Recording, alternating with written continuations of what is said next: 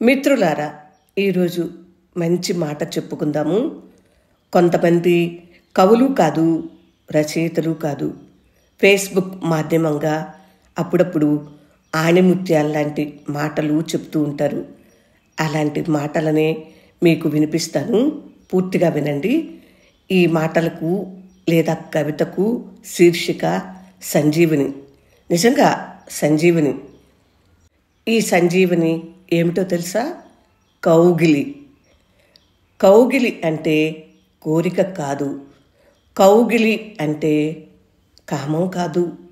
యూనివర్సిటీలకి పేర్లు మార్చినట్టు అవకాశం ఉంటే నేను సంజీవని అని మార్చమని కోరతాను. అవును, ఇది నిజం.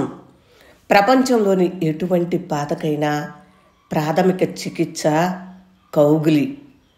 చిన్నపిల్లలు కేరింతలతో ఎప్పుడూ ఉల్లాసంగా ఉత్సాహంగా ఉంటారు. ఎందుకు అనుకున్నారు? తల్లి కౌగిలిలో నిత్యం మురిసిపోతుంటారు కనుక. ఆత్మహత్య చేసుకుందాం అనుకునేవాడికి, హత్య చేద్దాం అనుకునేవాడికి ఒక కౌగిలి దొరికి ఉంటే ఖచ్చితంగా ఆ ప్రయత్నం విరమించుకోవాల్సిందే. మన సంస్కృతిలో ఒక వయసు వచ్చాక పిల్లల్ని కౌగిలించుకోవటం అరుదు. అందుకే తెలియకుండానే ఒక దూరం నిర్మాణం అవుతూ ఉంటుంది. సైకాలజీ ప్రకారం ఒంటరితనం అనేది మనుషులు పక్కన లేకపోతే కాదు, అందరూ ఉండి కూడా ఒక కౌగిలి దొరకకపోవటం.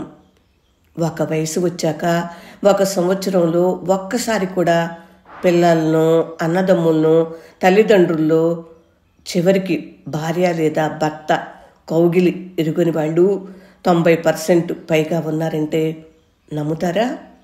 మీకు బాగా తెలిసిన వ్యక్తి తీవ్రమైన కష్టాలలో ఉన్నాడు అని తెలిస్తే వారికి ఆర్థిక సహాయం చేయనవసరం లేదు. ఉచితంగా ఒక కౌగిలి ఇచ్చి చూడండి, సగం బాధ తీరిపోయినట్లే. మళ్ళీ చెప్తున్నా, ప్రపంచంలోని సగం పైగా బాధలకి ఉపశమనం కౌగిలి మాత్రమే. కౌగిలి కాదు, అది సంజీవని. ఈ ఆణిముత్యాల్లాంటి రాత రాసిన వారు కార్తీక్ శ్రీనివాస్ అన్నాబత్తుని. సోదరునికి ధన్యవాదాలు. ఈ సంజీవని మీకు నచ్చిందా? అయితే లైక్ చేయండి, షేర్ చేయండి. మంచి పనే కదా.